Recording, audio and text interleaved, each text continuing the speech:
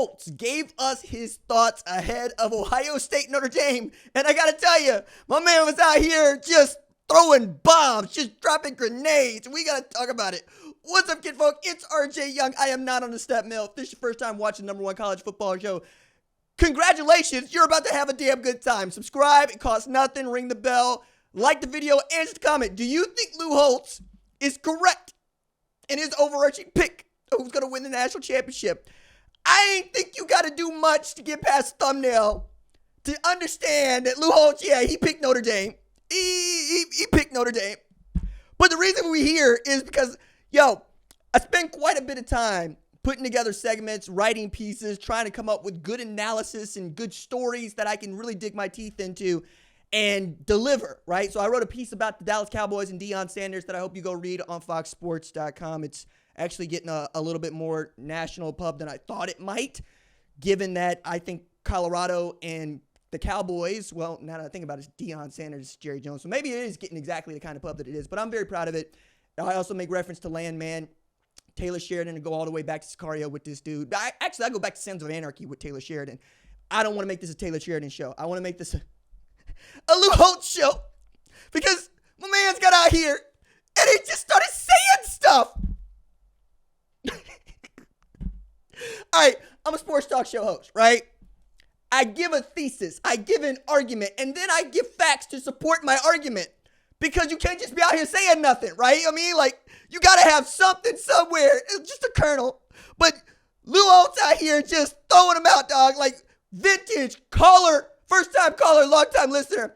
I don't think that Ohio State's culture matches Notre Dame's culture. He said that. I think that all Notre Dame has to do is run the football. He said that. I don't think Ohio State is used to being in a close game. He said that. He knew Jeremiah Love's name. He did not know Riley Leonard's name. And then he went on about how he believes that Notre Dame's got the best secondary in the entire country. Y'all don't never get to call me Homer and I never known that woman.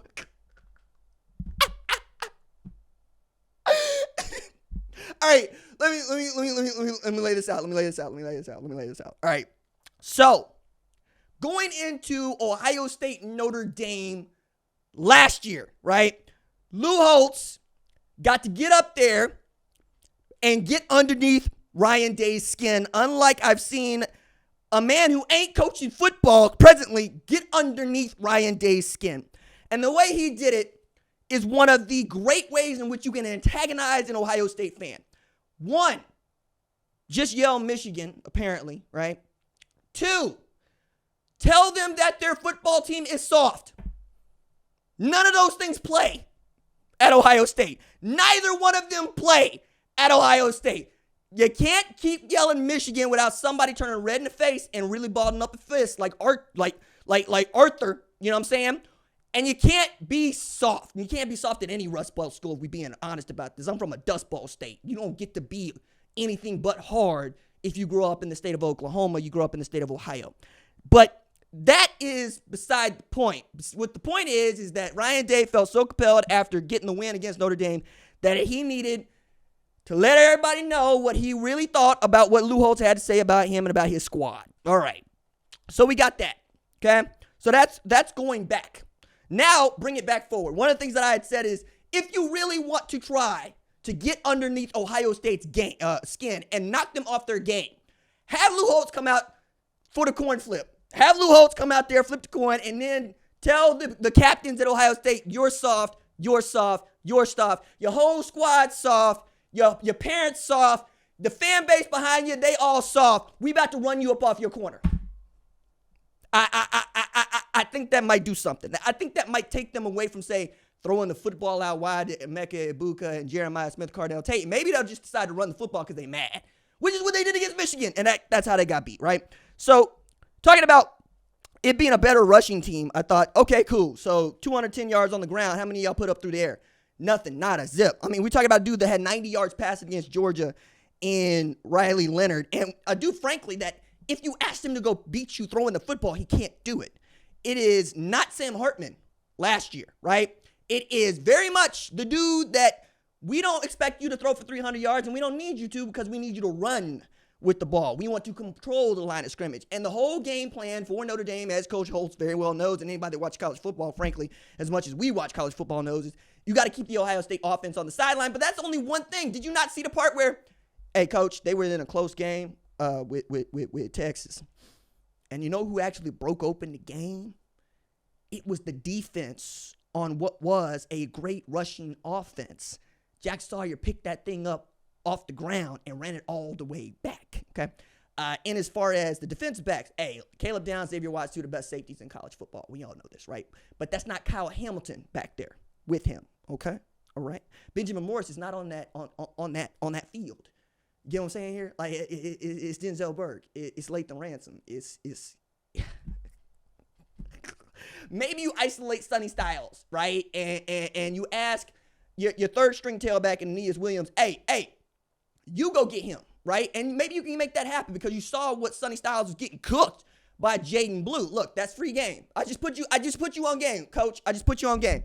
That was one you could have thrown in there. Instead, you decided to tell everybody that you believe the culture dominates talent, and I'm going, that's a loser's argument. Like, don't nobody go into any fight going, I hope my culture is better than this person who is bigger, faster, and stronger than me. Unless that's all they got. Because if you're bigger, faster, and stronger than somebody, guess what you don't need to be talking about? Your damn culture. You know what I'm saying? I understand that you're looking for ways to try to drive up the intensity of this football team, but I think that they're playing at their max level right now if they're Notre Dame. There's a reason why the spread is 9.5 points, or has dropped to 8.5, still more than a touchdown. There's a reason why everybody in their mama, save Lou Holtz and the Notre Dame faithful, has picked Ohio State to win this game. And then he went there with, they spent so much money on players. Like Oregon ain't spent $23 million. How much money do you think Texas spent on their roster? Yeah, just ballpark. You know what I'm saying? How much money do you think Penn State spent on their roster?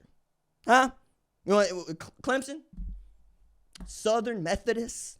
Other teams that made the college football playoff. But, every time we have one of these discussions, one of the things that I need to remind folks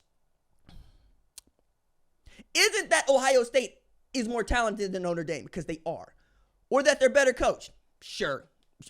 I'd take both these coaches' staffs. I think they're both pretty damn good.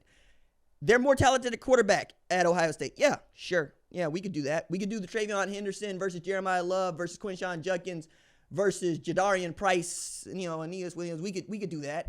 We not going to do Jeremiah Smith versus Bo friggin' Collins. We not going to do Carnell Tate versus Jaden Greathouse. We not going to do Omega Ibuka.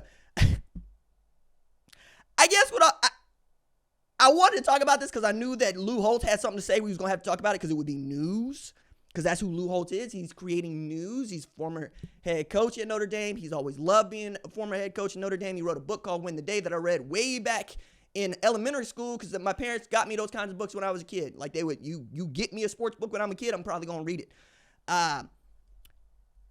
He started his whole 5-minute segment. That's what it was. He just turned that into a segment from his office by saying that nobody likes to finish second.